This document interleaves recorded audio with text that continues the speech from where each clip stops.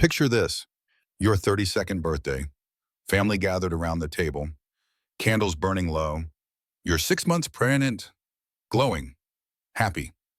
Then the doorbell rings. Your husband's secretary stands on your doorstep, crying, shaking, hand pressed to her stomach. She looks at your husband, then at you. I'm pregnant, she says.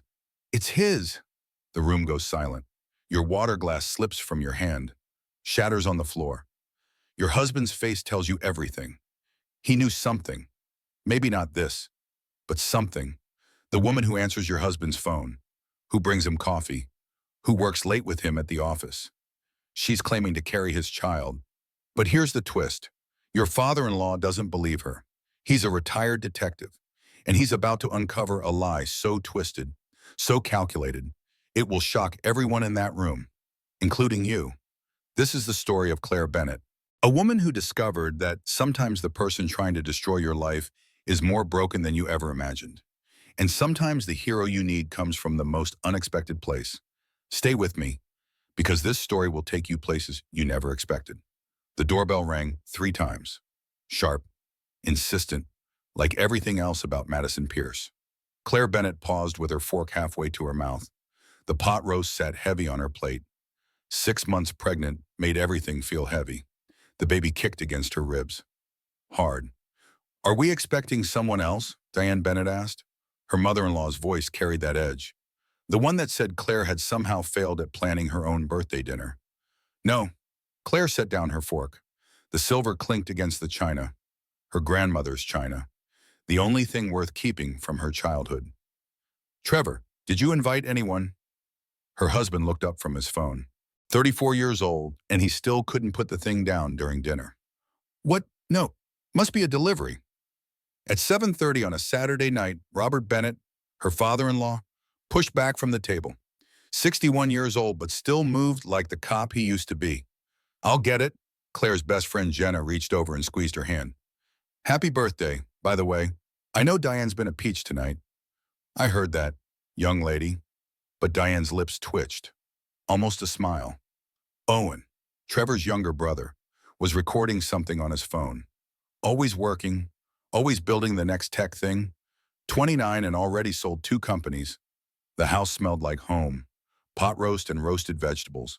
The candles Claire had arranged on the table burned low. Vanilla and cedar. She couldn't drink the wine in the glasses around her. Pregnancy hormones made her emotional about the stupidest things. Like wine glasses she couldn't use. Robert's voice carried from the front door. Low, questioning. Then another voice. Female. Crying. Claire's stomach dropped. The baby kicked again. Harder this time. Trevor's face went white. Actually white. Like someone had drained all the blood from his skin. Trevor, Claire heard her own voice. Distant. Like it belonged to someone else. Who is that? He stood up so fast his chair scraped against the hardwood floor. The sound made Claire's teeth hurt. I'll handle this. Trevor moved toward the hallway. His movements jerky. Wrong. But Robert was already returning. And behind him, Madison Pierce, 26 years old, Trevor's secretary, long dark hair that fell in perfect waves. Even now, even crying, mascara tracked down her face but somehow made her look vulnerable instead of messy. She wore a dress, form-fitting, black, heels that had to be 4 inches tall. Her hand rested on her stomach. Flat stomach. Claire's hands moved automatically to her own belly, swollen, stretched. The maternity dress she'd spent an hour choosing suddenly felt like a tent. She adjusted it, pulled at the fabric. It didn't help. She caught Diane watching her. That look, the one that said Claire wasn't quite good enough for her son, would never be quite good enough. Madison, Trevor's voice cracked. What are you doing here? Madison's eyes were red, puffy. Real tears or fake, Claire had spent 10 years in marketing. She knew performance when she saw it. I'm so sorry to interrupt. Madison's voice shook. I didn't want to ruin your birthday. Claire, I really didn't. But Trevor, we need to talk. It's about the baby. The room froze. Claire's water glass slipped from her hand. Time slowed down. The glass fell, tumbling, spinning. The water caught the candlelight, sparkled, beautiful. It hit the floor. shattered. The sound echoed in the silence. "What baby?" Claire heard herself ask, though she already knew, deep in her gut, where the real baby was growing. She knew the answer would destroy everything. Madison's hand pressed harder against her flat stomach. The gesture looked practiced, rehearsed. "I'm pregnant." Madison's voice barely rose above a whisper. 12 weeks? Diane stood up so fast her napkin fell to the floor. "This is absolutely ridiculous. Trevor, tell her to leave." But Trevor didn't move. He stood there, frozen. His mouth opened, closed, opened again. No words came out. Claire's heart was pounding so hard she could hear it, feel it, in her throat, in her temples. The baby kicked. She placed both hands on her belly. Protective, instinctive. Jenna was suddenly at her side. "Claire, honey, sit down. Your blood pressure." "I'm fine." But she wasn't. The room tilted, spun. She gripped the edge of the table. Madison took a step forward.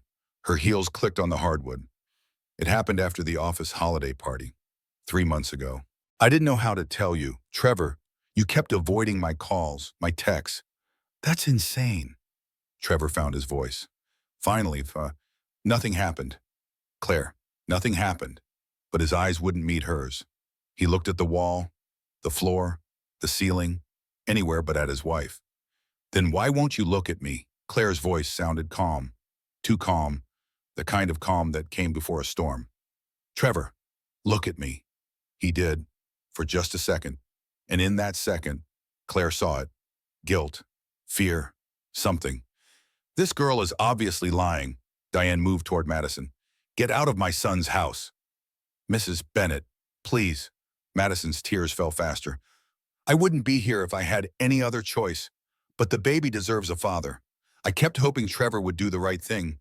But he blocked my number, told me to leave him alone. I didn't know where else to turn." Owen was still recording on his phone.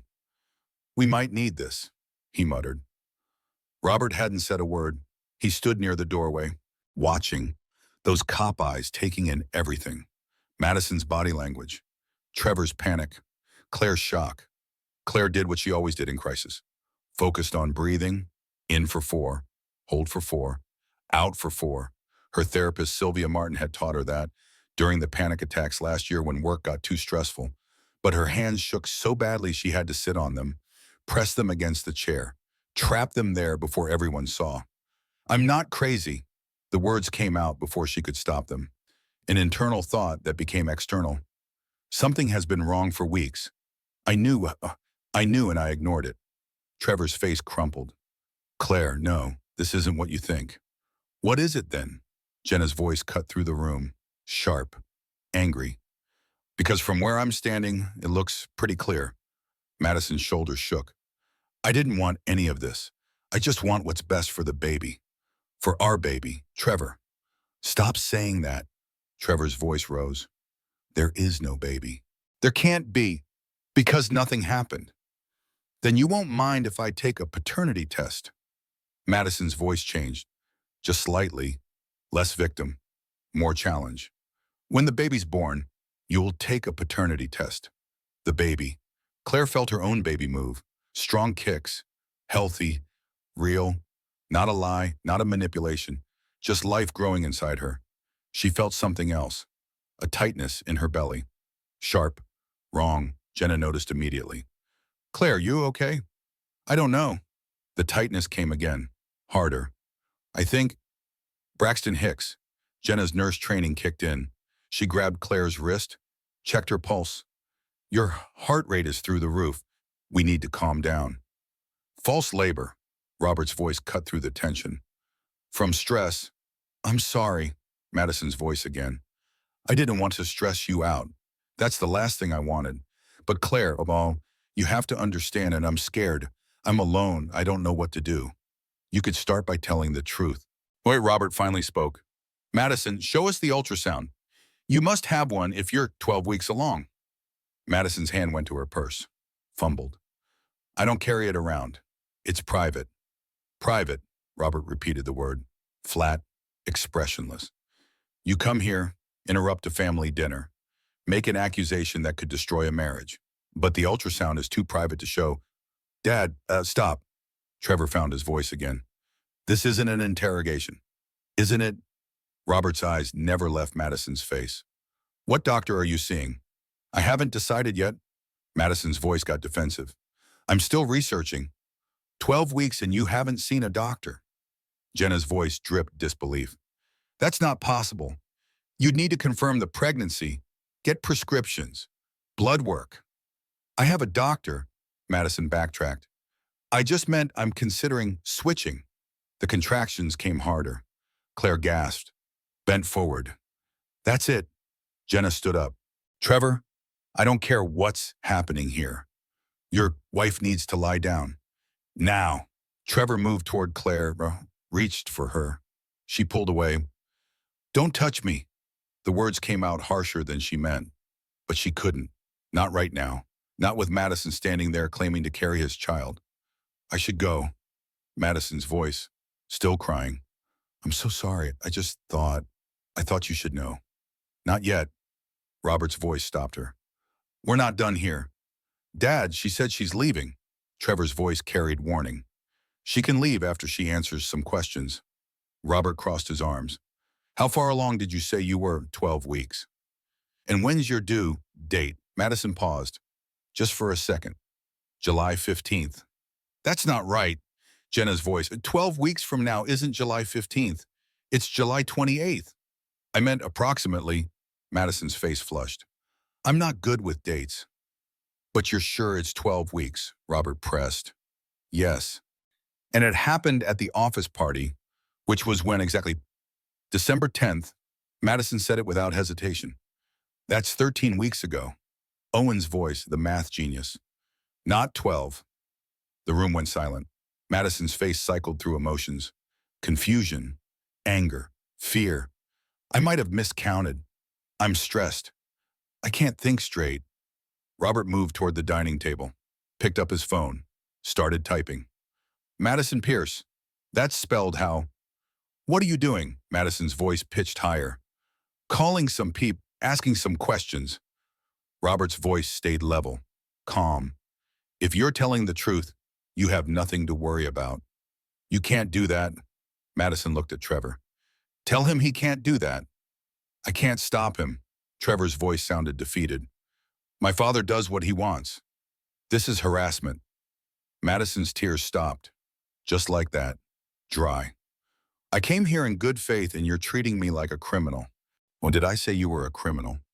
Robert's eyebrows raised. I'm just verifying information. Standard procedure. I'm leaving. Madison turned toward the door. Madison. Robert's voice stopped her one more time. One more question. She turned back, reluctant. Why are you wearing those shoes? Robert pointed to her feet. 4-inch heels. My wife couldn't wear anything over an inch when she was pregnant. Said it threw off her balance. Madison looked down at her shoes. Every pregnancy is different. True, Robert nodded. Every pregnancy is different. But some things are universal. Claire watched the exchange. Her marketing brain kicked in. She'd spent a decade reading people, understanding what they were really saying, what they were hiding.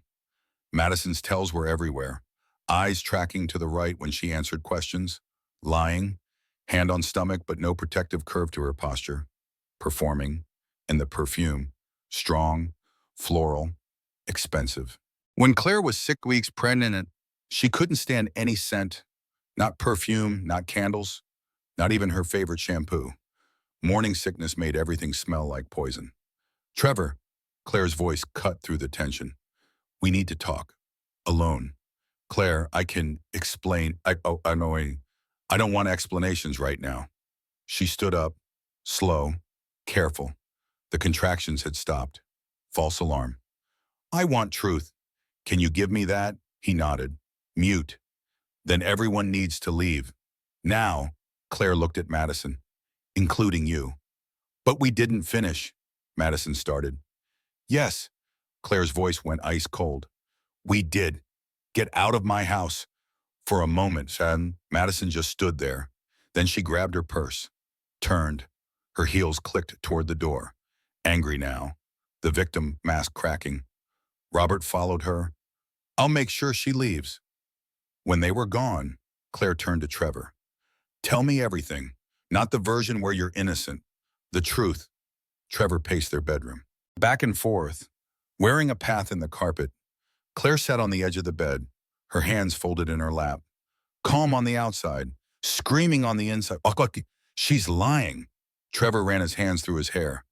Claire, you have to believe me. Nothing happened. Then explain the texts. Claire's voice stayed level. The inappropriate texts you admitted to downstairs. She was going through a breakup. I was being supportive. Supportive. Claire repeated the word, tasted it, found it wanting. Show me your phone. Trevor's face went pale. What? Your phone? Let me see the messages. I deleted them. He said it too quickly.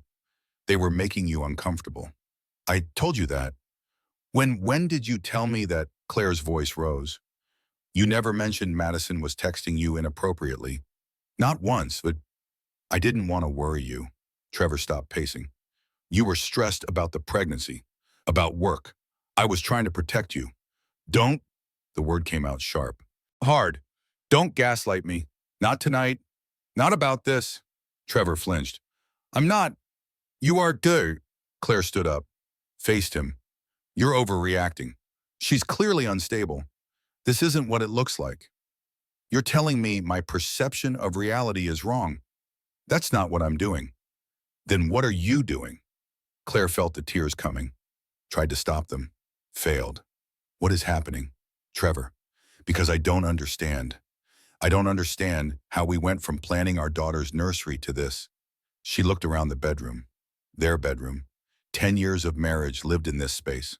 Photos on the dresser, their wedding, vacations, happy memories that now felt tainted. The flashbacks started. Trevor's recent behavior, coming home late, saying he had client dinners. She'd believed him. Why wouldn't she? He was a lawyer. He had client dinners. But how many? She remembered last month. She'd called his office at 8 p.m., worried when he wasn't home. Madison had answered his line, said Trevor stepped out, would call back. He hadn't called back until 10. 2 weeks ago, she'd found a receipt in his jacket, a restaurant, expensive. She'd asked about it. He said client dinner, but the receipt showed 2 entrees, 2 glasses of wine. She hadn't pressed. She was pregnant, hormonal. She didn't want to be that wife, the jealous one, the suspicious one. God, I was so stupid. The words slipped out, internal monologue becoming external. The signs were all there, but there were no signs. Trevor moved toward her. Because nothing happened. Then why did you buy her jewelry? The question hung in the air. Poisonous. Trevor stopped moving. How did you know about that? Our joint account. I checked. Small charges. Easy to miss. But they're there. 3 months of dinners, coffee, and a jewelry store charge. $247. What did you buy her for $247? A bracelet. Trevor's shoulders slumped, defeated. For her birthday. When's her birthday? February 14th? Claire felt like she'd been slapped. Valentine's Day. You bought your secretary a bracelet on Valentine's Day and got me what exactly? Claire. What did you get me? Trevor. Her voice rose, cracked. Because I remember. Flowers from the grocery store. Wilted. You grabbed them on the way home from work. I was busy. Busy buying Madison jewelry. It didn't mean anything. Trevor's voice got defensive. Angry. She was going through a hard time. Her ex was an asshole. I was being nice. Nice? Claire laughed. It sounded hysterical. Wrong. You were being nice to her, while I was home, pregnant, alone, growing your child. She moved to the bathroom, closed the door, locked it, sat down on the closed toilet lid, fully clothed, couldn't go in, couldn't go out, trapped between spaces. Her phone was in her hand. She didn't remember taking it out. Lock, unlock, lock. The screen lit up, went dark, lit up again. No messages from Trevor. Of course not. He was 20 feet away behind a door. But there could be other messages, other things she didn't know about. She opened their phone records, started scrolling. Trevor's line. So many numbers. Work numbers, probably. But one appeared over and over.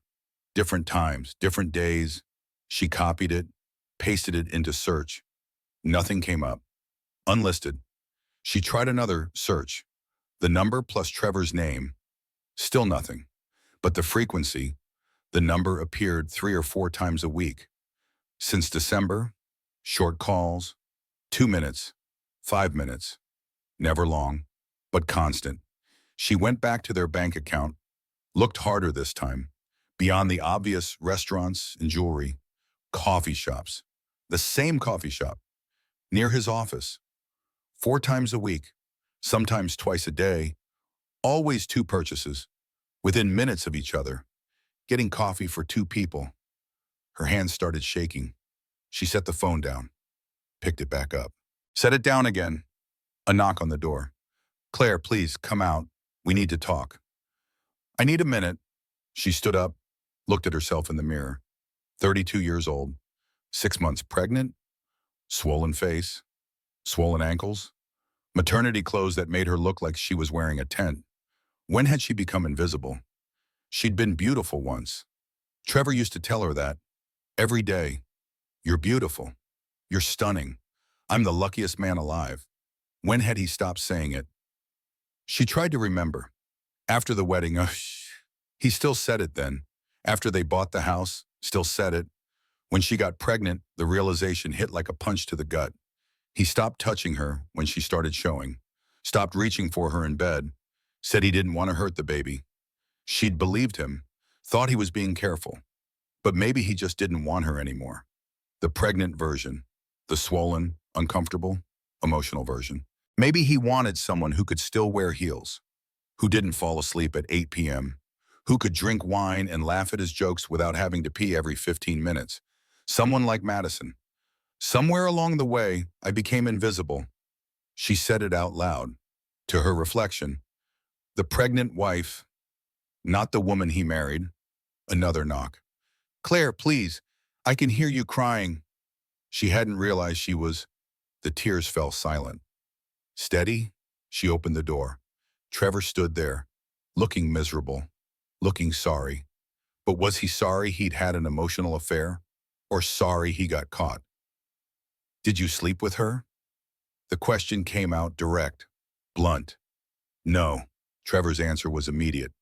I swear to you, nothing physical happened. But you wanted to. He didn't answer. Trevor, did you want to? I don't know.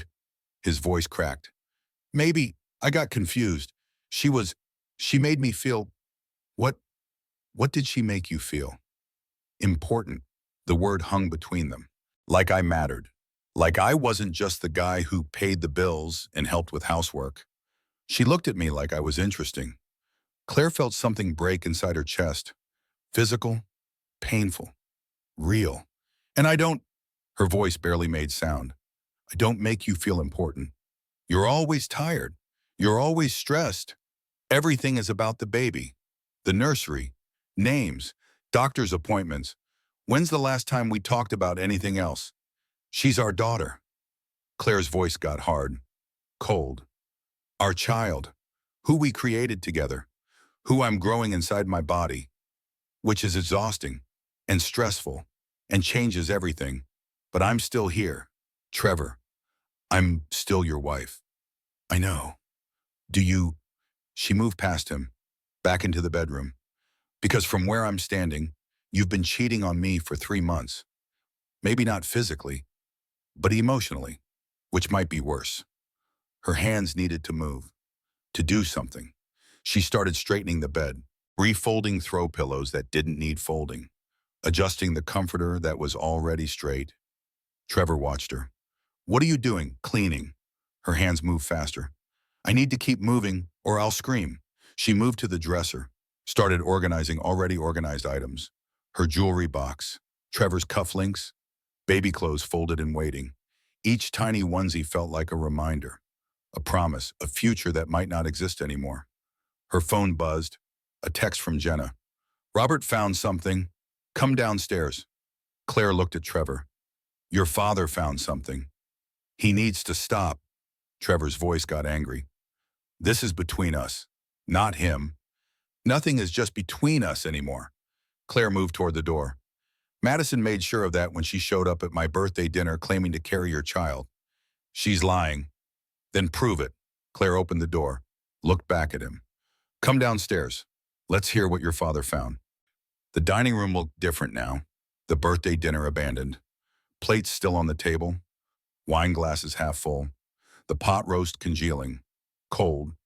Robert sat at the table. Laptop open. Printouts spread out in front of him. Diane stood near him, reading over his shoulder, her face unreadable. Jenna paced near the window, stopped when she saw Claire. You okay? No. Claire lowered herself into a chair, careful, slow. But I need to know what you found. Owen was still there and still on his phone. I pulled Madison's social media. You need to see this. He turned his phone toward Claire. Instagram, Madison's account, public, photo from 2 weeks ago. Madison at a bar, holding a martini. Caption, much needed girls' night. Pregnant women don't drink. Jenna's voice, matter of fact. Not ones who care about their babies. Maybe it's alcohol-free. Trevor said it weak, unconvincing. Maybe, Robert pulled out another printout. Or maybe this is relevant. He slid it across the table. Employment records. Madison Pierce, previous job, marketing firm in Boston. I called a friend who works HR up there. Robert's voice stayed neutral, professional. Madison left that job after allegations of inappropriate behavior with a senior partner, married senior partner. You can't prove that's relevant. Trevor moved behind Claire's chair. People get accused of things all the time. True? Robert pulled out another sheet. What about this, a calendar? Madison's calendar. Synced to the office system. Owen had pulled it somehow. Claire didn't ask how. The last 3 months, highlighted in yellow by Robert. Not one doctor's appointment, not one prenatal visit. She said she hasn't picked a doctor yet. Trevor's defense growing weaker. She said she had a doctor, then said she was thinking of switching. Jenna corrected. Which is it? Robert pulled out his phone, held it up. Madison's mother, Susan Pierce, lives in Connecticut. Works 3 jobs to make ends meet. I called her 20 minutes ago. You had no right. Trevor's voice rose. That's harassment. That's investigation.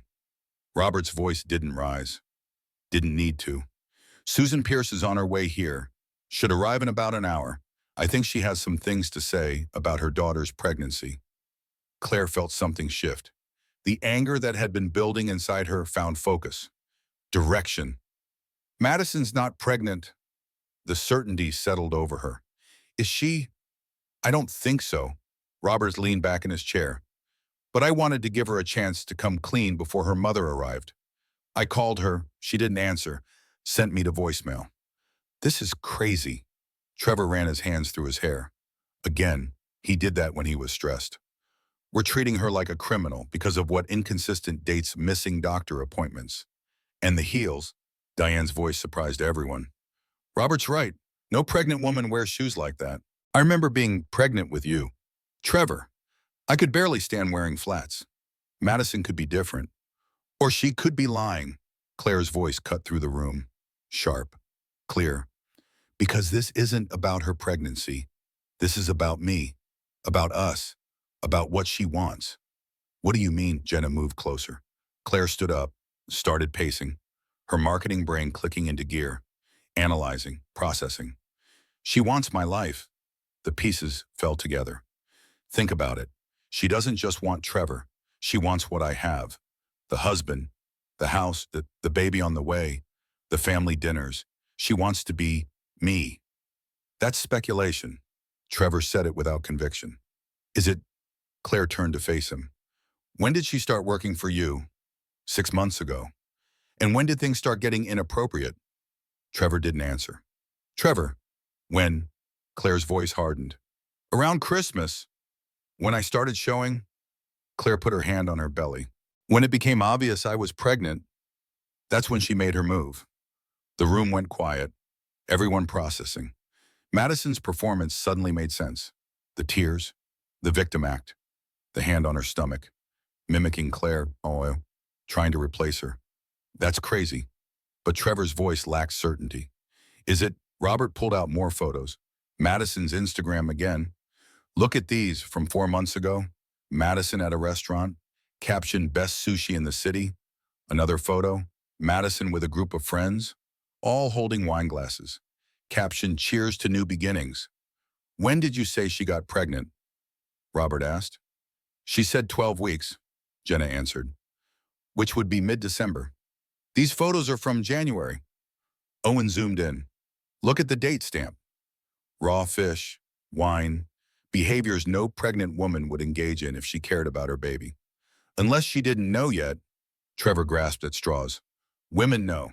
Diane's voice, firm. Maybe not right away, but by 6 or 8 weeks, you know.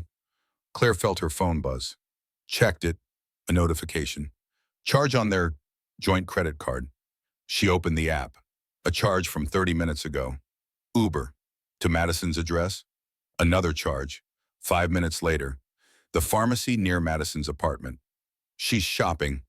Claire showed Trevor the phone. Your maybe pregnant secretary who just crashed my birthday party is at the pharmacy. What do you think she's buying? Trevor's face went pale. I don't know. I do. Claire's voice went cold. A pregnancy test? Because she doesn't actually know if she's pregnant or not. She's been guessing this whole time. Robert's phone rang. He answered. Listened. His face stayed neutral. I see. Yes. Thank you. He hung up. Looked at Trevor. That was a friend at the courthouse. Madison filed a workplace harassment complaint against you this afternoon. 4 p.m., before she came here. The room exploded. What? Trevor grabbed the table. That's not possible. It's a matter of public record. Robert pulled up the information on his laptop. Turned it around. See for yourself, Trevor read, his face cycling through confusion to horror to anger. This doesn't make sense. She filed a complaint and then came here to tell us she's pregnant. Why would she do that? Insurance, Claire saw it clearly now. She files harassment, then shows up here. If you deny everything, she has a legal case already in motion. If you admit something, she has you trapped. Either way, she wins. That's calculated. Jenna's voice held admiration and horror. That's really calculated. That's Madison. Claire moved to the window, looked out at the dark. Her breath fogged the glass. November cold seeping through. She'd been so focused on the pregnancy, on Trevor's betrayal. She'd missed the bigger picture. Madison wasn't some lovesick secretary. She was strategic, manipulative, dangerous. I need to know everything. Claire turned back to Trevor. Every text, every lunch, every conversation, every feeling. I need to know all of it. Claire, now, Trevor. Her voice didn't raise. Didn't need to. Before Madison's mother gets here, before this gets even more complicated, tell me everything. Trevor looked at his father, his mother, his brother, Jenna. Everyone out? Robert stood up. Give them some privacy. I'm staying. Jenna moved closer to Claire. Jenna? Claire's voice gentle. I need to do this alone. Jenna hesitated, then nodded, squeezed Claire's shoulder, left. When the room cleared, Claire sat down, gestured to the chair across from her. Talk. One word, heavy with meaning. Trevor sat, took a deep breath, started talking. The affair had been emotional. That much was true. Madison started it, coming to his office more than necessary, asking questions about his life, his marriage, his happiness. At first, Trevor thought she was just friendly. Then she started texting. Nothing inappropriate initially. Work questions. Then personal. How was his day? What was he doing this weekend? It felt nice. To be seen. To be interesting to someone. Claire listened. Didn't interrupt. Just listened. The text became more frequent. More personal. Madison shared details about her life. Her bad relationship. Her controlling ex. She asked Trevor for advice. He gave it. Felt helpful. Important. They started having coffee together. Just the two of them. Morning before work. Afternoon breaks. Madison talked. Trevor listened. She laughed at his jokes, touched his arm when she spoke to him. It felt good. The bracelet was for her birthday. She'd mentioned wanting one. Specific, delicate chain, small charm. Trevor saw it in a store window, bought it, gave it to her at lunch. She'd cried, said no one had ever given her something so thoughtful. Hugged him. The hug lasted too long.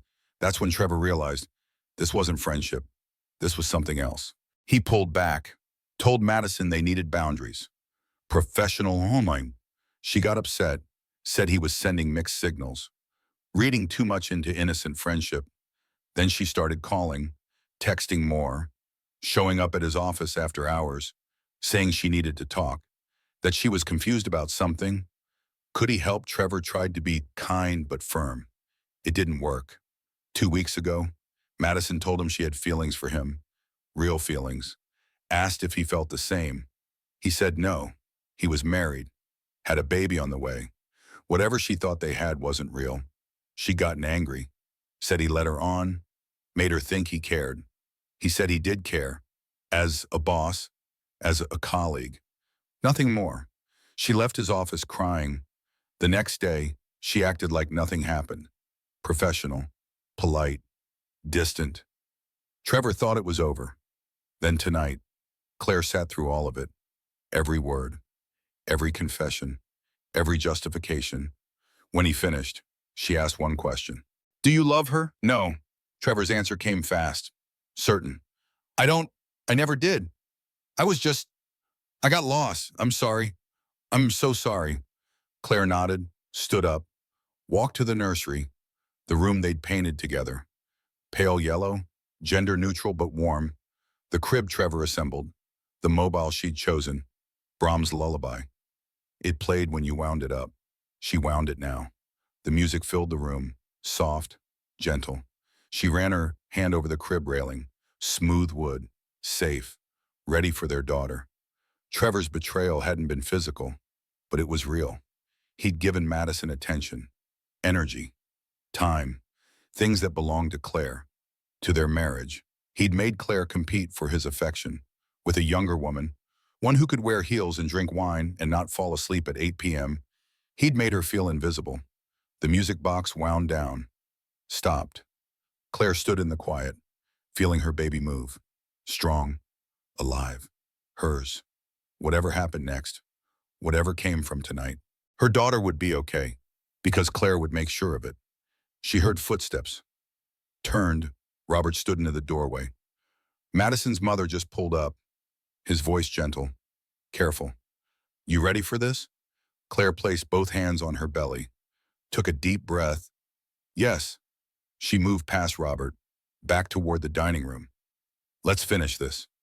Susan Pierce looked exhausted, 52 years old but could pass for 60. Lines around her eyes, hands rough from work. She wore scrubs, came straight from her shift at the hospital. Mrs. Bennett. She looked at Diane first, then Claire, settled on Claire. Something in her eyes. Recognition, maybe.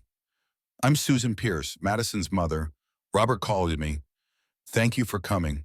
Claire's voice steady, surprising herself. I know it's late. I needed to come. Susan's voice carried weight. When Robert told me what Madison was claiming, I needed to come. Would you like some coffee?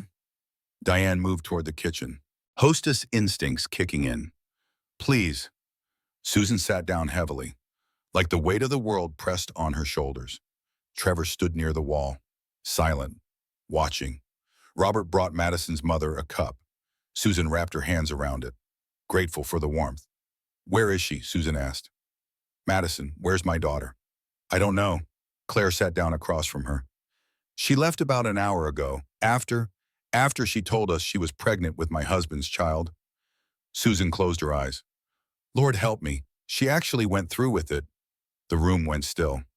You knew, Robert's voice. Careful. You knew she was planning this. Not specifically. Susan opened her eyes. Red, tired. But Madison, she's not well, hasn't been for a long time. What do you mean? Claire leaned forward. Susan took a breath, let it out slow.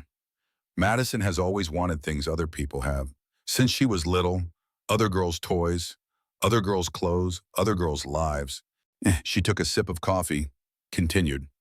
In high school, she became obsessed with her best friend's boyfriend, told everyone they were secretly dating. The boy denied it. Madison insisted. It got bad. We had to switch schools. Trevor shifted, uncomfortable. In college, it happened again. A professor, married. Madison said they were having an affair.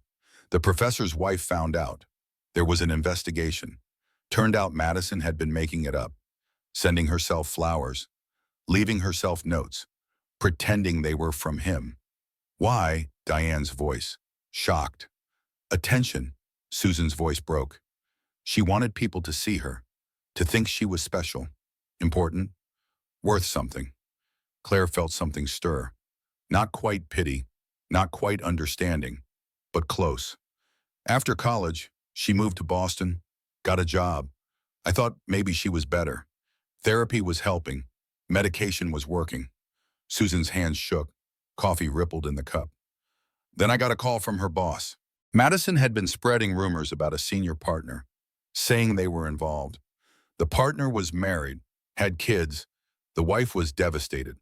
But there was no evidence, no texts, no emails, nothing. Because there wasn't anything. Robert said it flat, statement not question.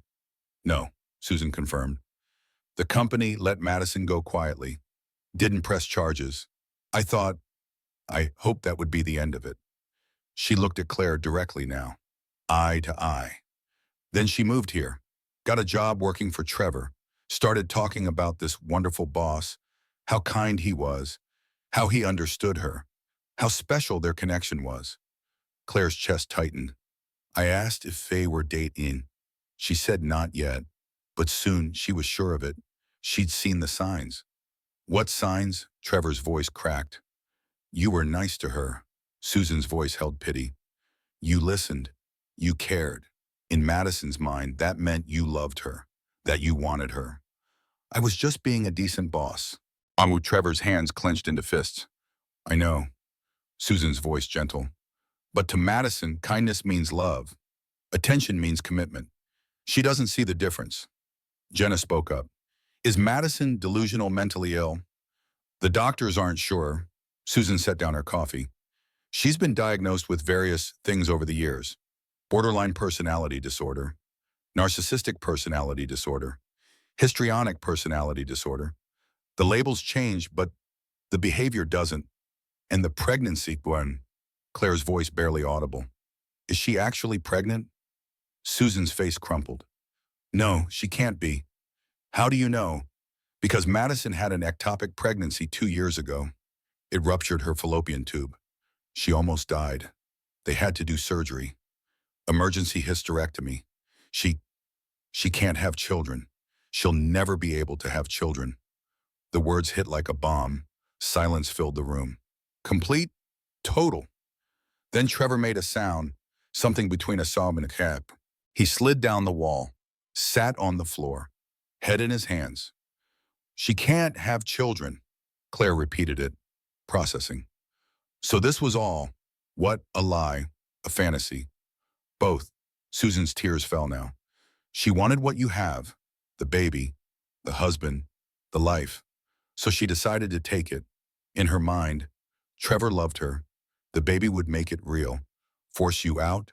Let her step in. That's insane. Diane's voice shook. Yes, Susan agreed. It is. But to Madison, it makes perfect sense. She doesn't see what she's doing as wrong. She sees it as claiming what's rightfully hers. Claire felt her own tears coming. For herself, for Trevor, for Susan, even for Madison in some twisted way. A young woman so broken she'd rather destroy other people's lives than face her own pain. I'm sorry. Susan's voice broke. I'm so sorry. I tried to get her help, but she's an adult. I can't force her, and she thinks she's fine, that everyone else is the problem. The front door opened, closed. Footsteps in the hallway. Madison appeared, stopped when she saw her mother. Mom, her voice confused. What are you doing here? telling the truth. Susan stood up, faced her daughter. Something you should have done months ago. Madison's face cycled through emotions, confusion, realization, anger. You had no right. Madison's voice rose. This has nothing to do with you. You told these people you're pregnant. Susan's voice stayed level. You know that's not possible. Yes, it is. Madison's hand went to her stomach. Protective. The doctor said it was unlikely, not impossible. Madison? Susan's voice held infinite sadness. Baby, they removed your uterus. You can't get pregnant. You know that. They were wrong. Madison's voice pitched higher, desperate. It happened. I took a test. It was positive. Show me. Claire stood up. Show us the positive test. Madison's eyes darted around the room, cornered. I threw it away. When did you take it? This morning. Show me the photo. Owen held up his phone. You took a photo, right? Everyone takes a photo of a positive test. Show us. Madison's hands shook. She pulled out her phone, scrolled, stopped. I deleted it. Why? Robert's voice. Relentless. Why delete proof of something so important? Because it's private? Madison's tears started again. Because I didn't want... Because her voice broke. The mask cracked, then shattered. Because you have everything. Madison looked at Claire. Real emotion now. Raw, painful. You have the career, the house, the husband, the baby. You're beautiful, successful. Everyone loves you. What do I have? Claire didn't answer. What could she say? I work as a secretary. I live in a studio apartment. I eat ramen for dinner. I'm 26 and I have nothing. Nothing. So you decided to take what's mine? Claire's voice stayed level. It should have been mine. Madison's voice rose, cracked. Trevor cared about me. I saw it. The way he looked at me. The way he listened. He made me feel special. He was being polite. Claire said it gentle, almost kind. He was being a decent boss. No. Madison shook her head, violent. No, it was more, I felt it. Madison, Trevor finally spoke. I never gave you any indication that I wanted more than a professional relationship. Yes, you did. Madison turned on him. You bought me jewelry. You took me to lunch. You talked to me about your life, your marriage, your problems. I was venting to a colleague. Trevor's voice held anguish. I was stupid. I crossed boundaries I shouldn't have. But I never wanted this. You're lying. Madison's voice broke. You wanted me. You were going to leave her. For me. For us. For our baby. There is no baby. Susan's voice cut through. Madison, please stop this. Get help. Madison looked at her mother, at Trevor, at Claire, at everyone staring at her with pity and horror and sadness. Something broke in her eyes. The fantasy crumbled. She ran, out of the room, out of the house. The door slammed behind her. Susan started after her. Robert caught her arm. Let her go, his voice gentle. She needs to cool down. Then she needs help. Professional help. Susan nodded, collapsed back into the chair, sobbed. Diane moved to comfort her. Two mothers, one trying to protect her son, one trying to save her daughter. Claire walked outside. Needed air, needed space. The November night bit cold and sharp. Her breath fogged in front of her. She wrapped her arms around herself, around her baby. The stars were out, bright against the dark. She felt the baby kick, strong, insistent, life asserting itself in the middle of chaos. She heard footsteps behind her. Trevor, don't. The words stopped him. I need a minute. Claire, I'm so sorry. I never meant. I didn't know. But you liked it. The truth hung between them. You liked the attention. The way she looked at you made you feel important. Trevor didn't deny it. The hardest part is admitting I knew all along. Claire's voice barely audible. I saw the changes, the distance, the way you stopped seeing me. I knew something was wrong. I just didn't want to face it. I love you. Trevor's voice broke. I know I messed up, but I love you and our daughter more than anything. Claire turned to face him, tears on her cheeks. cold in the night air. I don't know if that's enough. The words hurt coming out. I don't know if love is enough to fix this. She walked back inside, past Trevor, past his parents, past Jenna, into the nursery, her sanctuary. She wound up the mobile, let Brahms' lullaby fill the room, sat in the rocking chair, placed both hands on her belly. We're going to be okay. She whispered to her daughter, whatever happens, we're going to be okay. The house finally emptied around midnight. Susan left with Robert's promise to call her tomorrow. Owen went back to his apartment. Jenna made Claire promise to call if she needed anything. Diane was the last to leave. She stopped at the door, looked at Claire. I haven't been fair to you. The words came hard. I thought you weren't good enough for my son. I was wrong. You're too good for him. Claire didn't know what to say to that. Don't make any decisions tonight. Diane's voice gentle. Sleep on it. Think about it. Then decide what you need. After she left, Claire and Trevor stood in their living room, the birthday dinner still on the table, candles burned down to nothing. I'm sleeping in the guest room. Trevor said it before Claire could. I'll give you space. Thank you. Claire's voice small. Trevor gathered pillows and a blanket, stopped at the door. For what it's worth, I'm sorry. Sorrier than I've ever been about anything. Claire nodded, didn't trust her voice. When he was gone, she cleaned up dinner, mechanically, scraping plates, loading the dishwasher, wiping down counters. The physical activity helped, gave her something to do, something to control. She went upstairs at 1 a.m., lay down in their bed, alone. It felt wrong, empty. Sleep didn't come. At 3 a.m., she gave up trying, grabbed her phone, opened the browser. How to tell if husband is cheating. Delete. Emotional affairs recovery. Delete. Can marriages survive infidelity? Delete. Single mother resources. She stared at that last one, voice, finger hovering over delete. She didn't delete it. Added a new search. Pregnancy stress effects on baby. Then another. False labor signs. And another. Custody arrangements, newborns. Delete. Delete. Delete. She couldn't do this. Not at 3 a.m., not exhausted, not emotional. She set the phone down, picked it back up, set it down again. A sound from downstairs. Movement, water running. Trevor was awake too. Claire got up, walked downstairs, found him in the kitchen, making tea. Couldn't sleep, his voice rough, like he'd been crying. No. She sat at the table. No. He poured hot water over a tea bag. Want some, please, chamomile, for the baby? She couldn't have caffeine. They sat in silence, sipping tea, the night pressing in around them. What happens now? Trevor asked finally. I don't know. Claire's voice honest, raw. I don't know if I can forgive this. I understand. Do you? She looked at him, really looked. Because I don't think you do. This isn't just about Madison. It's about trust, about feeling safe, about knowing that when things get hard, we're on the same team. We are on the same team. Or we, Claire's voice rose slightly.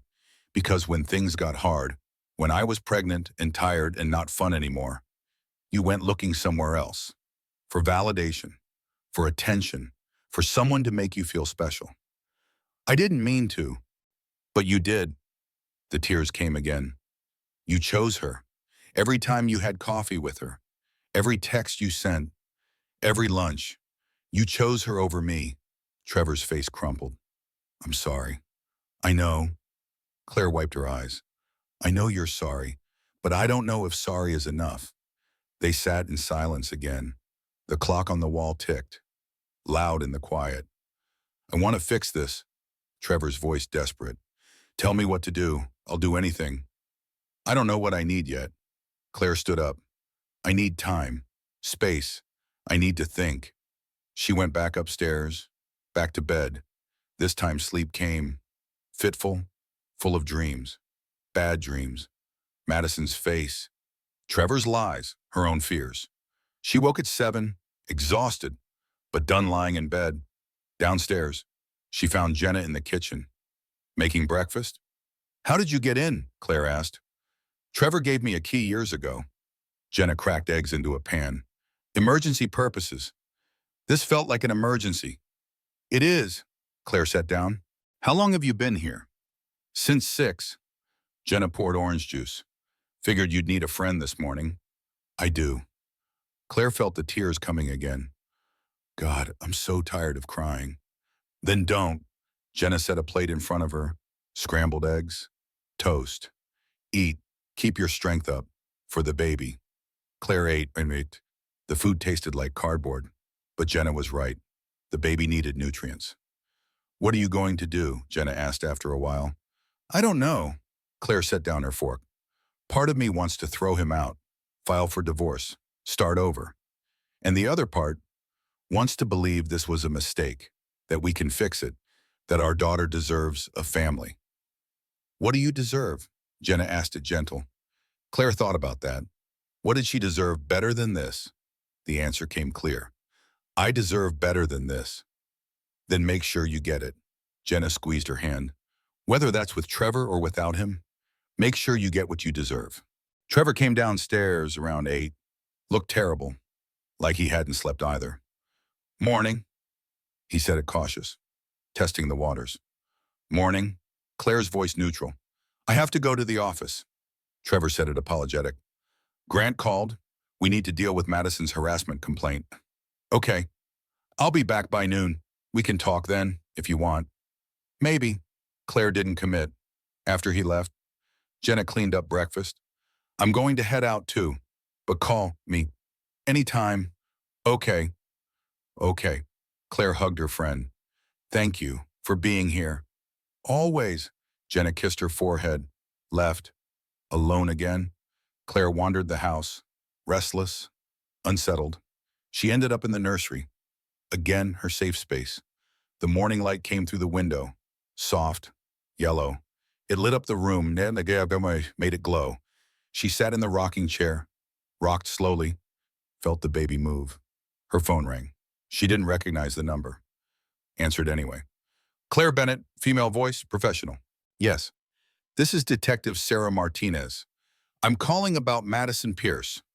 Claire's stomach dropped. What about her? She was admitted to a psychiatric facility this morning, voluntarily. Her mother asked me to let you know, in case you were concerned. Is she okay? Physically, yes. Mentally, she needs help. The facility is good. She'll get what she needs. Okay, thank you for calling. One more thing. The detective's voice softened. This isn't your fault. None of it. Madison has been, well, you're not her first victim. Probably won't be her last unless she gets serious help. I appreciate that. Claire meant it. After she hung up, Claire sat with the information. Madison was getting help. Good. The woman needed it. But it didn't fix things here. In this house, in this marriage. The doorbell rang. Again. Claire tensed. Not again. Please not again. She looked through the peephole. Robert. Just Robert. She opened the door. Hey. Hey. Sayum. He held up 2 cups of coffee. Brought you decaf. Figured you could use it. Thank you. She let him in. They sat in the living room. Drank coffee. Didn't talk for a while. I'm sorry, Robert said finally. About my son, about what he did. It's not your fault. Isn't it? Robert's voice held regret. I raised him. Taught him how to be a man. Clearly I did something wrong. You did fine. Claire's voice gentle. Trevor's choices are his own. Still, Dean, Robert set down his coffee. You didn't deserve this. Neither did that baby. Claire's hand went to her belly. Automatic. Protective. What are you going to do? Robert asked. Everyone keeps asking me that. Claire's voice held frustration. I don't know. I don't have an answer yet. That's okay. Robert's voice calm. You don't need to know right now. Take your time. Figure out what you need. What if what I need is to leave? Claire asked. What if I can't forgive him? Then you leave. Robert said it simple. And you'll be okay. You're strong. You'll figure it out. Well, Claire's voice small, scared. I'm about to be a single mother. If I leave, how do I do that? How do I raise a baby alone? You won't be alone. Robert's voice firm. You'll have me, Diane, Jenna. You'll have people who love you and want to help. Even if I divorce your son, especially then. Robert's eyes held hers. Your family. Baby makes you family. Divorce doesn't change that. Claire felt something break loose in her chest. Relief, maybe, or hope. Thank you. The words barely made sound. You're welcome. Robert stood up. I'm going to go, but I'll be back tomorrow to check on you. If that's okay, it's okay. Claire walked him to the door. Robert, last night, what you did, investigating Madison, calling her mother, thank you. You saved a lot. Just did what needed doing. He squeezed her shoulder. Take care of yourself. And that granddaughter of mine. After he left, Claire felt lighter somehow, less alone. She spent the rest of the morning reorganizing kitchen drawers. What she did when overwhelmed, every fork in place, every spoon aligned, controlling chaos. By the time she finished, noon approached. Trevor would be home soon. They needed to talk, really talk. Claire didn't know what she'd say yet, didn't know what she wanted, but she knew one thing. She wasn't going to let Trevor's mistake define her, or her daughter's future. Whatever came next, she'd face it, on her terms. The baby kicked, strong, fierce. We're going to be extraordinary, Claire whispered. You and me, we're going to be absolutely extraordinary. Trevor came home at noon like promised. Brought lunch, Chinese food from Claire's favorite place. Peace offering. He set the bags on the table. I know it doesn't fix anything, but you need to eat. Claire was hungry. Starving, actually. She'd barely eaten yesterday. The baby needed food. They ate in silence, passing containers, not looking at each other. Grant handled the harassment complaint, Trevor said finally. Madison withdrew it this morning, before her mother took her to the facility. That's good, Claire's voice neutral. He's putting me on leave for 2 weeks, Trevor continued. Paid to deal with this, with us. Okay. Claire, Trevor set down his fork. Please talk to me, yell at me, something. The silence is killing me. What do you want me to say? Claire looked at him finally. That it's okay, that I forgive you, that we can just move past this. I want you to tell me what you're thinking. Trevor's voice desperate. I can't read your mind. I'm thinking I don't know if I can do this. The words came out, honest, raw. I don't know if I want to do this. Trevor's face went pale. You want a divorce? I don't know, Claire stood up, started pacing. I don't know what I want, except to not feel like this anymore. Feel like what? Like I'm not enough. The tears came again. Like I wasn't interesting enough, pretty enough, fun enough. Like you had to go looking somewhere else for something I couldn't give you. That's not true. Trevor stood up too. Claire, you are enough. You're sticky. You're everything. Then why did you do it? Claire's voice rose. Why did you let her in? Why did you share things with her that should have been mine? I don't know. Trevor's voice broke. I was stupid, selfish. I got caught up in feeling wanted, needed, special. I needed you. Claire's voice cracked. I was pregnant, scared. My body was changing. I felt awful most days. And you were out having coffee with Madison, buying her jewelry, making her feel special while I felt invisible. I'm sorry.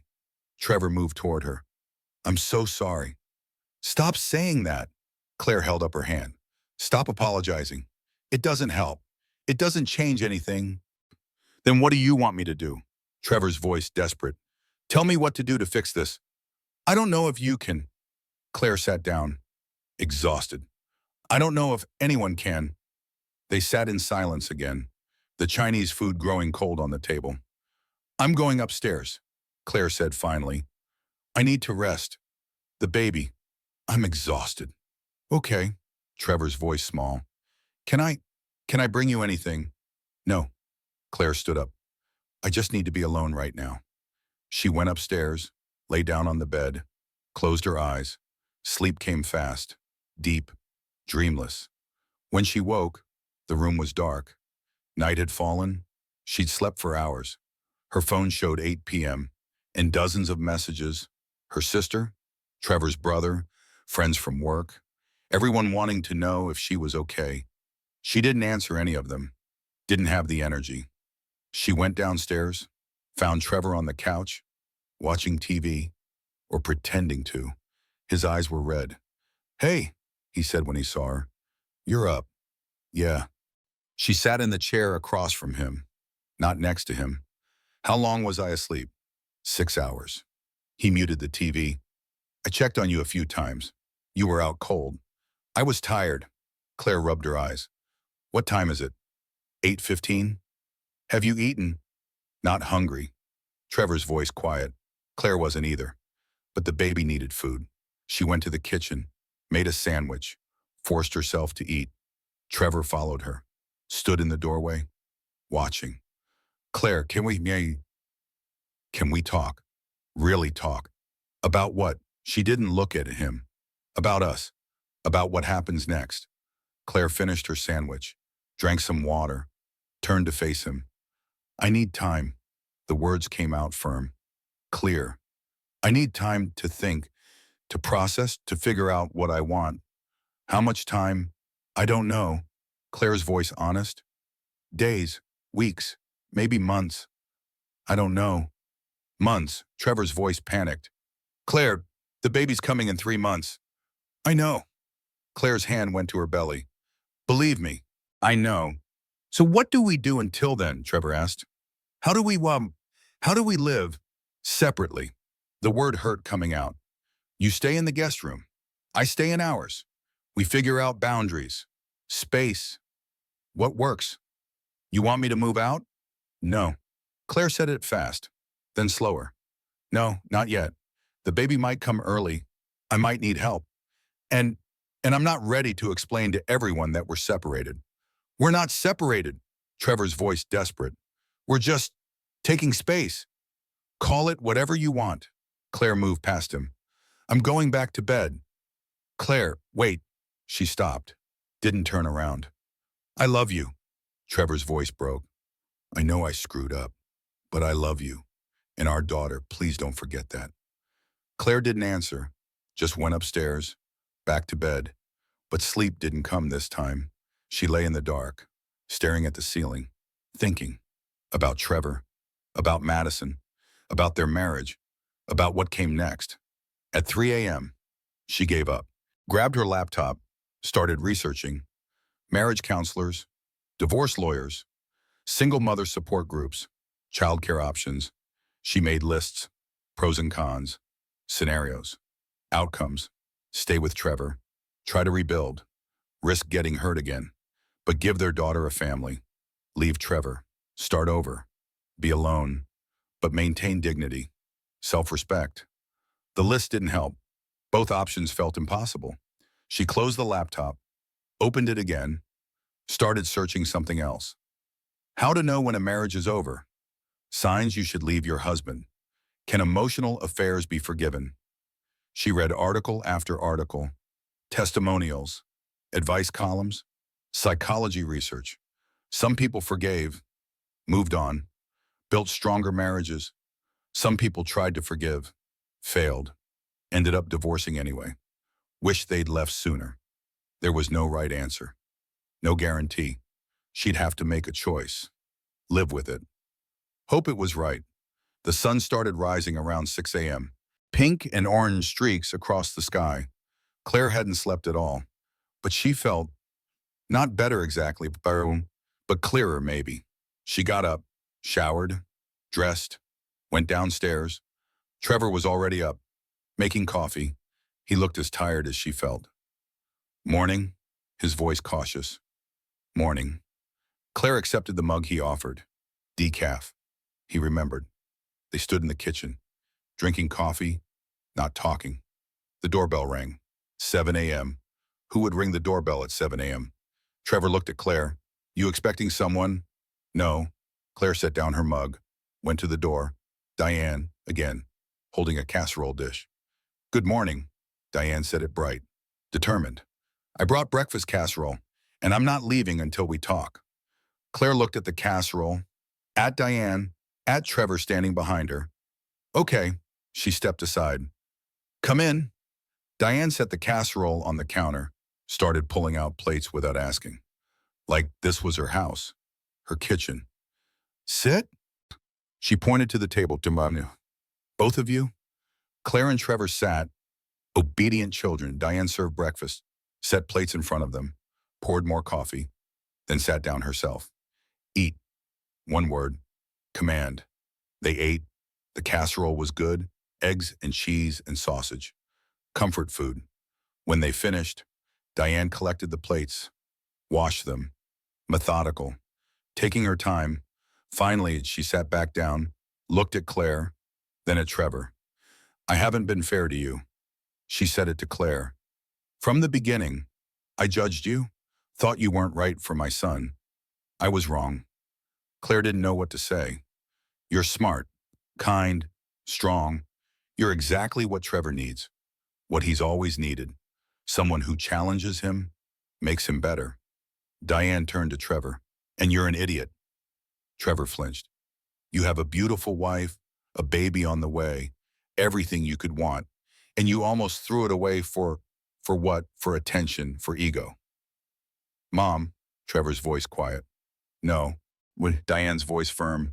You need to hear this. From someone who loves you. You messed up. Badly. And now Claire has to decide if she can forgive you. If she even wants to try. She looked back at Claire. And I'm here to tell you, whatever you decide, I support you. If you want to work on the marriage, I'll help. If you want to leave, I'll help with that too. You would? Claire's voice small, surprised. Yes. Diane reached across the table, took Claire's hand. You're carrying my granddaughter. That makes you family.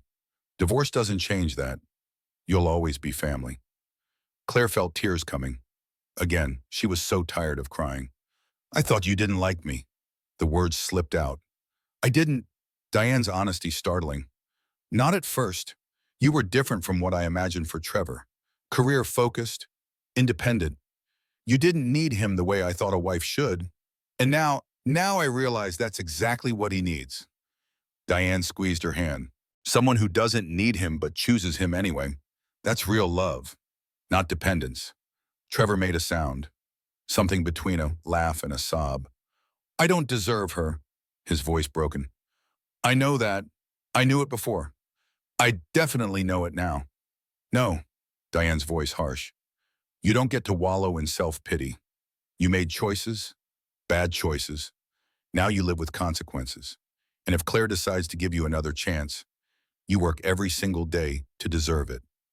She stood up. Now I'm leaving, because you two need to talk. Really talk. Figure out what comes next. She stopped at the door, looked back at Claire. One more thing. I was wrong about something else too. I thought you trapped Trevor with his pregnancy. That you got pregnant on purpose to keep him. I'm sorry, that was cruel and unfair.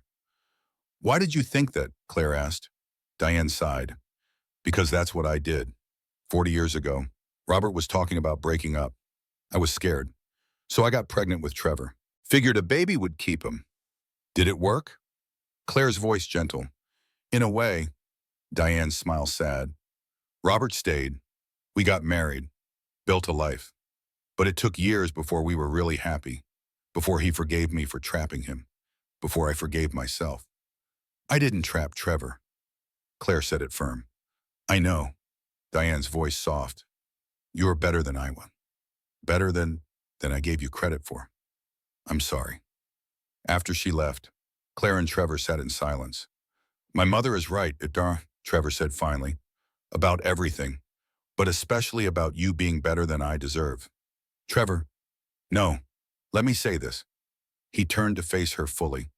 You are the best thing that ever happened to Mia, and I took you for granted, though I got comfortable, complacent. I stopped seeing you, really seeing you. Why, Claire asked. What changed? Nothing changed. Trevor's voice honest. That's the problem. I expected everything to stay the same. Even when you were pregnant, even when you were tired and scared and needed me, I expected you to still be the woman I married. Carefree, energetic, always up for whatever. I'm still that woman. Claire's voice sharp. I'm just also growing a human being, which is exhausting. I know. Trevor's voice broke. I know that now. I should have known it then, but I didn't, or I didn't want to see it.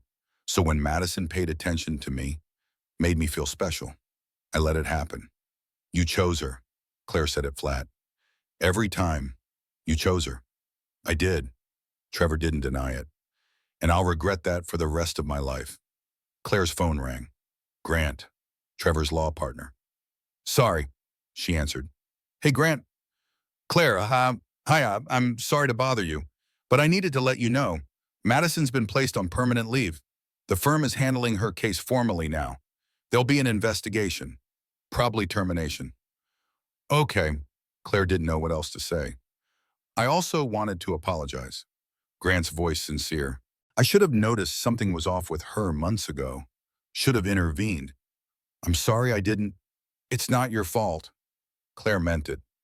Madison's good at hiding, at playing victim. You couldn't have known. Maybe? Grant didn't sound convinced. But still, I'm sorry. And if you need anything at all, let me know. After she hung up, Trevor asked, Madison's being fired. Sounds like it. Claire set down her phone. Good. Trevor's voice hard. She can't be allowed to do this to someone else. They sat in silence again, the morning sun streaming through the windows. I need to go to work today, Claire said finally. I've been out too long. People will start asking questions. Do you want me to drive you? Trevor asked. No. Claire stood up. I can drive myself. I need to do normal things. Pretend life is normal, even if it's not. She went upstairs, got ready for work. Professional clothes that fit over her belly, makeup to hide the dark circles, confidence she didn't feel. When she came downstairs, Trevor was waiting by the door. Claire, before you go, can I say one more thing? She nodded. Starting over feels impossible. Staying feels worse. Maybe there's a third option I haven't considered yet. He paused. Maybe we don't start over or stay the same. Maybe we build something new. Together. Something better. Claire looked at him. Really looked. Saw the hope in his eyes. The fear. The love. Maybe. The word came out soft. Non-committal. Maybe. She left for work. The drive felt surreal, like she was in someone else's life, someone else's car. At the office, people asked how her birthday was. She smiled, said it was fine, didn't mention anything else. In the bathroom, a colleague she barely knew stopped her, middle-aged woman, kind eyes. Hey, the woman said, I don't know if anyone told you, but my husband cheated when I was pregnant too, 20 years ago. I just wanted you to know. You'll get through this. Claire stared. How did you know word travels? The woman's smile sad. People talk. I'm sorry, but I wanted you to know you're not alone. And whatever you decide, stay or leave. It's okay. You'll be okay. She left before Claire could respond. Claire stood in the bathroom, alone, looking at herself in the mirror. She didn't look okay. She looked exhausted, swollen, sad, but maybe okay would come later. Maybe okay was something she'd grow into. Her phone buzzed on. Text from Robert. Stopped by the house. Trevor said you went to work. Proud of you. Call me later. She smiled. Small, but real. Maybe she wasn't alone after all. Maybe she had more support than she realized. The baby kicked. Hard. Insistent. Claire placed her hand on her belly. I know, you're impatient. I'm working on it. Give me time. She went back to her desk, finished her work, gave a presentation, answered emails. Normal things, regular things, things that made her feel human. When she left it for him, she felt tired but lighter somehow. Like work had given her something back. Purpose maybe? Identity beyond pregnant wife and betrayed woman. On the drive home, her phone rang. Jenna. Hey, Claire answered. Hey yourself, Jenna's voice warm. How was work? Weird, but good. People know about Trevor, about Madison. I don't know how, but they know. Small world, Jenna said. You okay? I don't know. Claire's voice honest. Ask me tomorrow. Will do. Jenna paused. I'm proud of you. For going to work. For facing people. That took guts. Thanks. Claire felt tears coming again. Jenna. Yeah. Starting over feels impossible, but staying feels worse. So don't do either one. Jenna's voice gentle. Do something in between. Take it day by day, hour by hour if you need to. Maybe that's all I can do right now. Claire pulled into the driveway. Hour by hour. That's plenty, Jenna said. Call me later. Inside, Claire found Trevor in the kitchen, making dinner, burning something. I was attempting pasta. He looked sheepish. It's not going well. Claire looked at the pot. The water had boiled over. The sauce was smoking. Move. She took over, salvaged what she could, made something edible. They ate together, at the table, not talking much, but not fighting either. After dinner, Trevor cleaned up. Claire sat on the couch, exhausted. The baby kicked, strong, demanding. Oof! She rubbed her belly. Easy in there? Trevor looked over. She kicking? Yeah. Claire smiled despite everything. She's active tonight. Can I? Trevor moved closer, hand extended. Can I feel?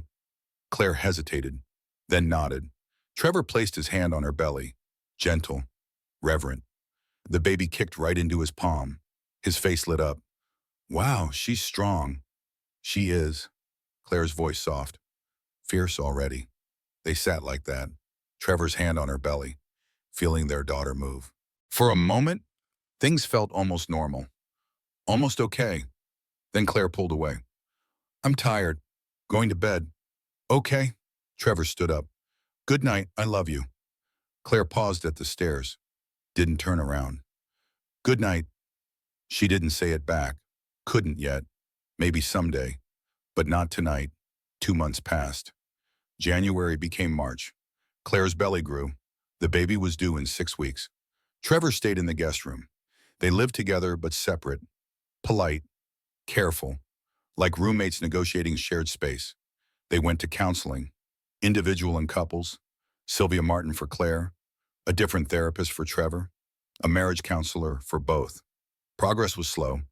Some days good. Some days terrible. Trevor was trying. Claire saw that. He came home right after work.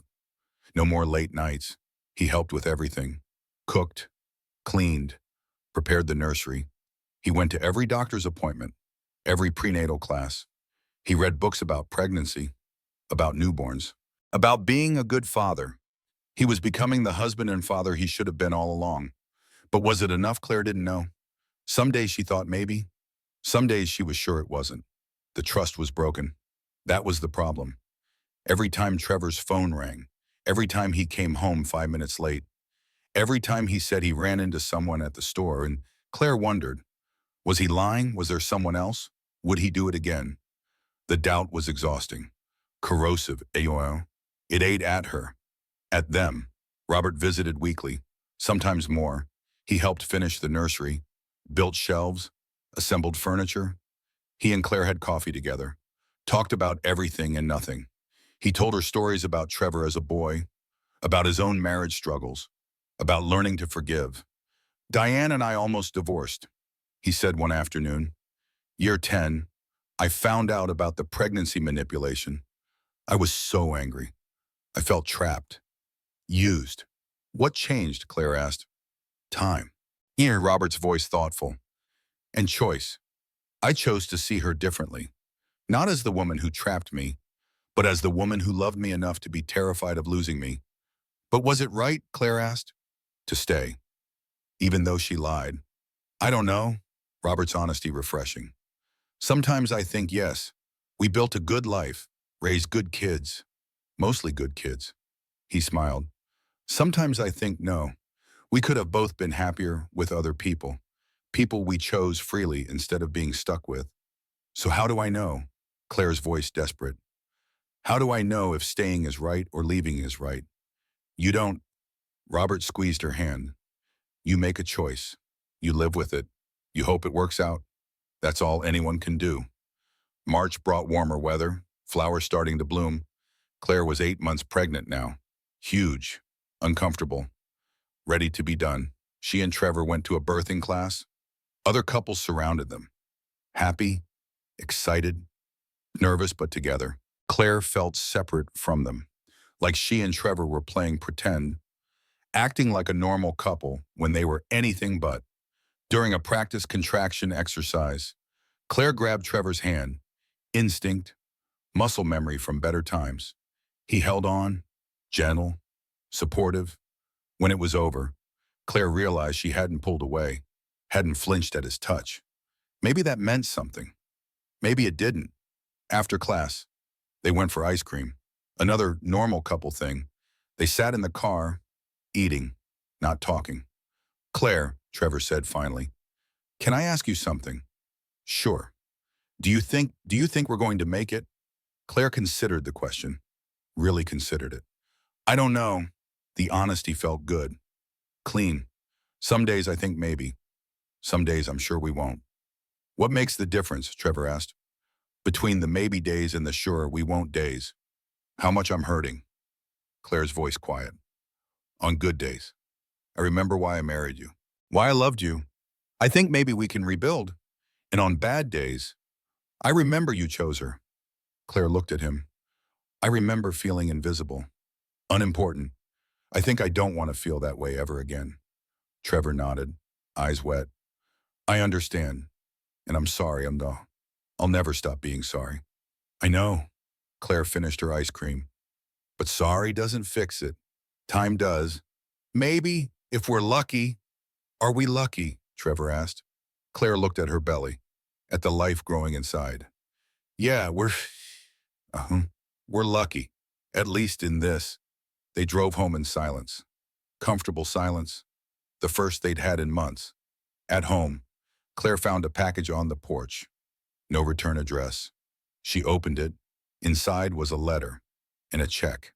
The letter was from Madison. Dear Claire, I'm writing this from the facility where I've been staying. I'm getting help. Real help. Finally, I wanted to apologize for what I did, for how I hurt you. I was sick. I still am, but I'm working on it. The check is for the therapy I imagine you'll need, for the pain I caused. I don't expect forgiveness. I just wanted you to know I'm sorry. Madison. The check was for $5,000. Claire stared at it, at the letter, at the strange, sad attempt at making amends. She showed Trevor. What do you think I should do with this? Keep it, Trevor said immediately. Use it for therapy, or the baby, or whatever you need. She owes you that much at least. Claire thought about it, then ripped up the check. I don't want her money. She said it firm. I don't want anything from her. Not her apology, not her guilt, nothing. Claire, no. She threw the pieces into the trash. She doesn't get to buy her way out of what she did. She hurt us, hurt our family. A check doesn't fix that. Trevor nodded. You're right. I'm sorry. I shouldn't have said keep it. It's okay.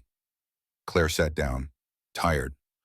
I'm done with Madison, with what happened. I need to move forward. With or without you. But forward. What does that mean? Trevor's voice scared. With or without me. It means, Claire took a breath. It means I've been thinking about us, about what I want, what I need, Amma, and I don't know if I can forgive you. The words hurt. I want to. I've been trying. But every time I think I'm there, something reminds me, and I'm back to hurting. So you want a divorce? Trevor said it flat, defeated. I don't know. Claire's voice broke.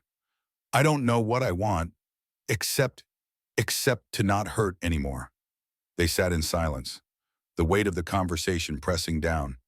Then Claire felt it, sharp pain, low in her belly, different from before. Oh, she gasped. What? Trevor jumped up. What's wrong? I don't know. Claire stood up, felt wetness between her legs. I think my water broke. Now, Trevor's voice panicked. It's too early. You have 6 more weeks. Tell that to the baby. Claire grimaced. Another pain, harder. Trevor, we need to go to the hospital. Now. Trevor scrambled, grabbed her hospital bag. his keys, his phone. Okay, okay, let's go. Can you walk? Yes. Claire moved toward the door, slow, careful. But we need to hurry. These contractions are close. In the car, Trevor drove fast. Too fast, Claire didn't tell him to slow down.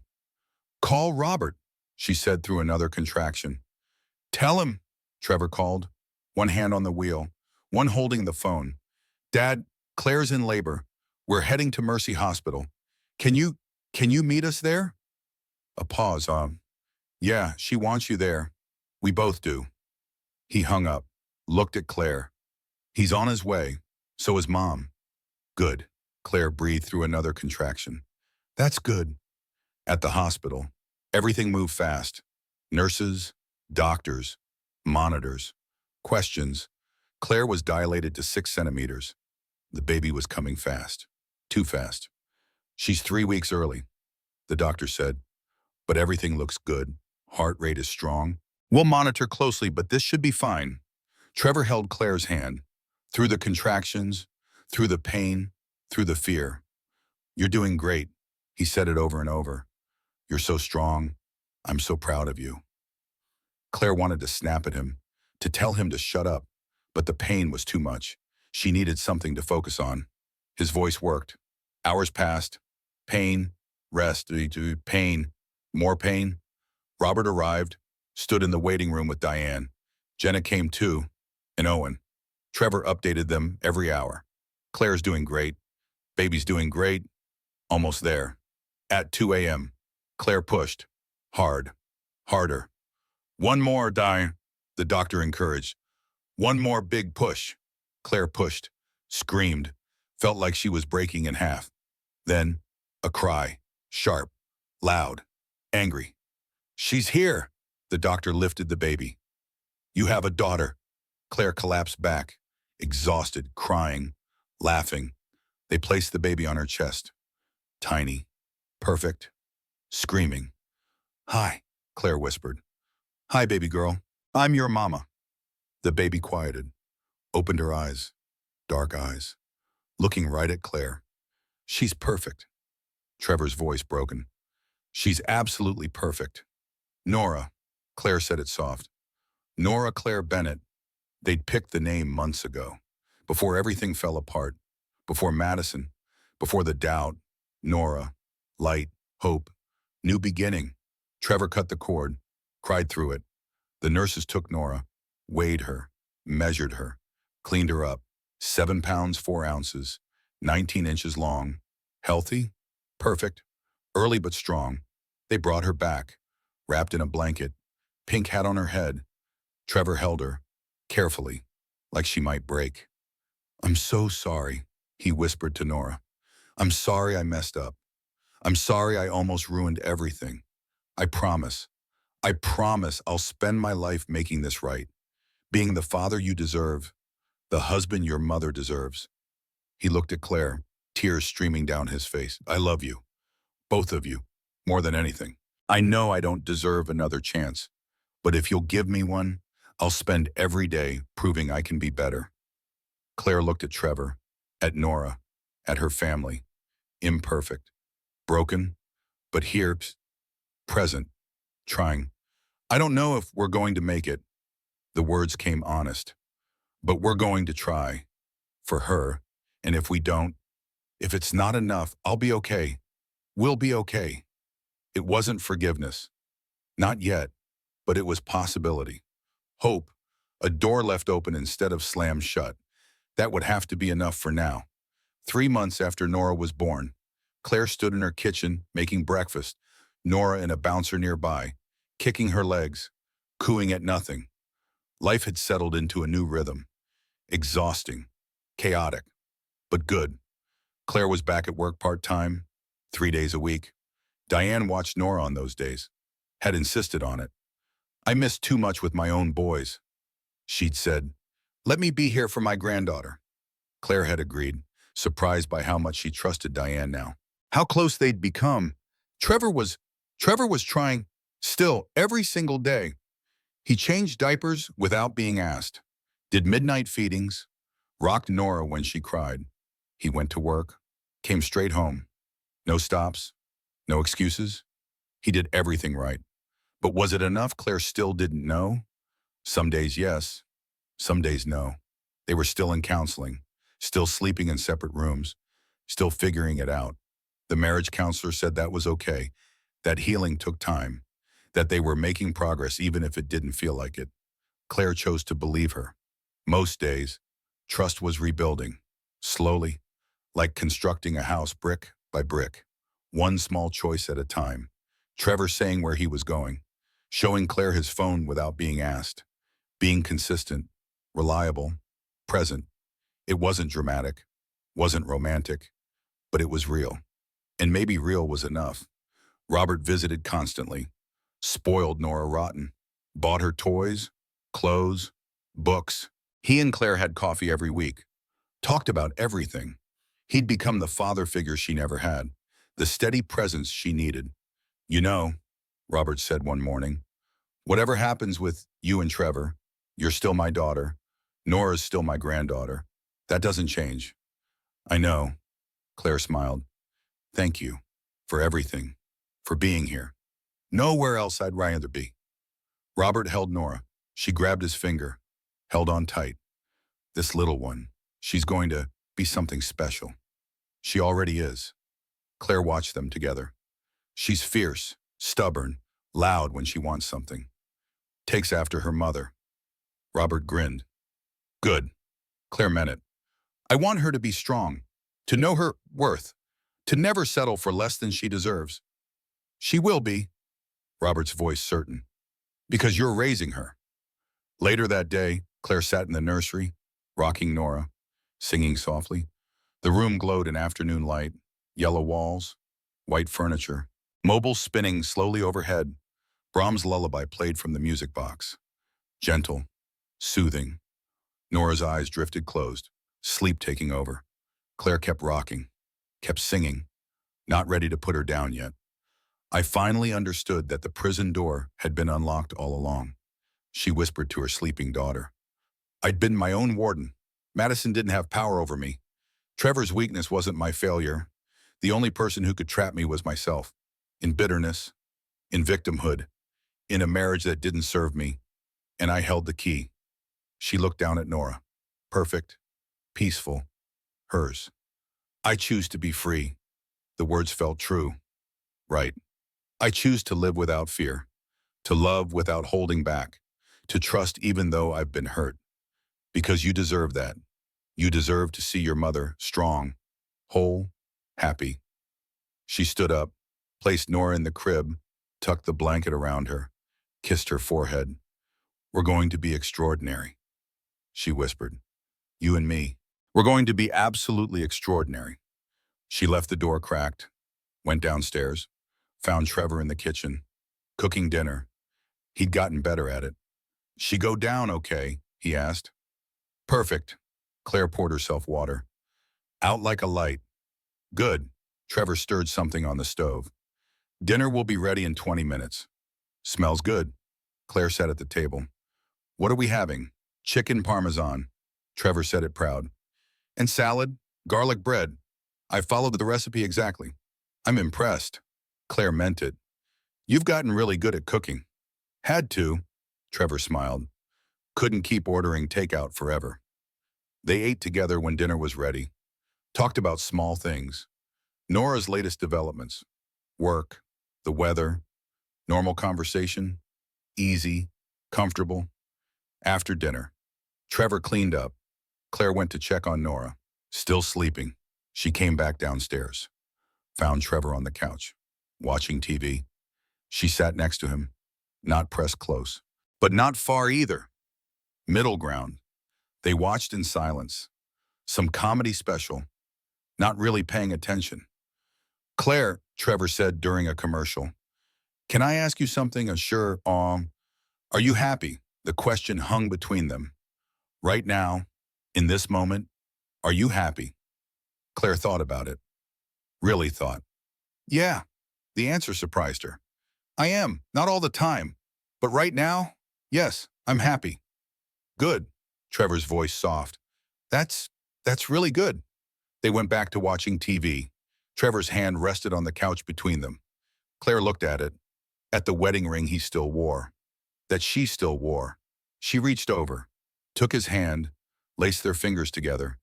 Trevor looked at her, questions in his eyes. I'm trying, Claire said it simple. I'm trying to forgive you, to trust you, to believe in us again. It's hard, but I'm trying. That's all I can ask. Trevor squeezed her hand. Thank you for trying, for giving me another chance. Don't mess it up, Claire said it half joking, half serious. I won't, Trevor's voice firm.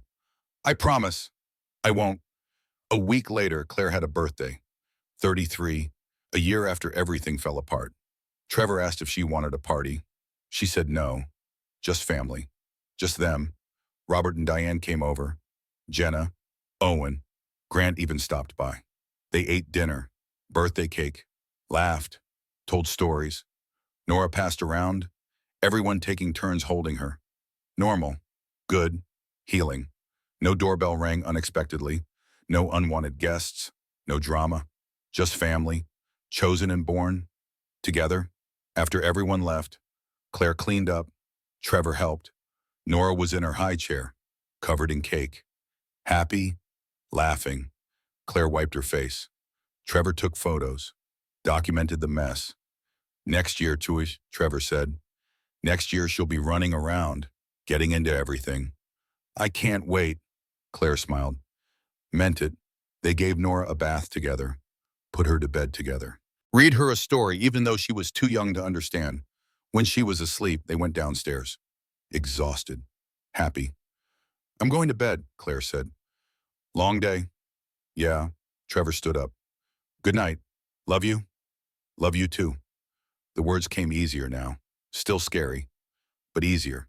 She went upstairs, to their bedroom, the one they used to share. Trevor went to the guest room, where he'd been sleeping for months. They were taking it slow. Baby steps. No rushing. But maybe someday soon they'd share a room again. Share a bed, share everything, or maybe they wouldn't. Maybe this was as good as it got. Either way, Claire would be okay. She'd learned that in the hardest way possible. She was strong enough to be alone, which meant she was strong enough to choose to be together. That made all the difference. She got ready for bed, washed her face, brushed her teeth, changed into pajamas, climbed into bed, alone, but not lonely. Her phone buzzed. Text from Trevor. Thank you for tonight, for every day, for trying. I know I don't deserve it, but I'm grateful. Good night. Claire smiled. Typed back. Good night. See you in the morning. She set the phone down, turned off the light, closed her eyes.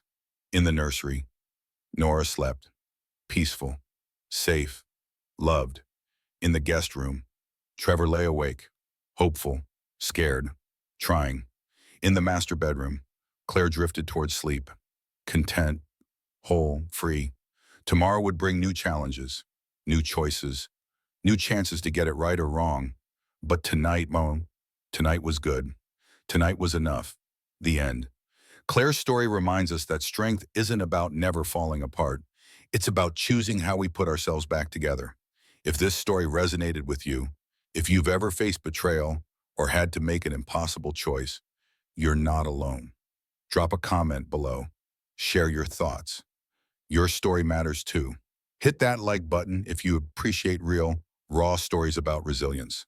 Subscribe so you never miss another journey like Claire's. And if you know someone who needs to hear this, someone who's going through their own storm, share this video. Sometimes we all need a reminder that we're stronger than we think. Thank you for being here, for listening, for being part of this community. Until next time, remember you hold the key to your own freedom. Take care.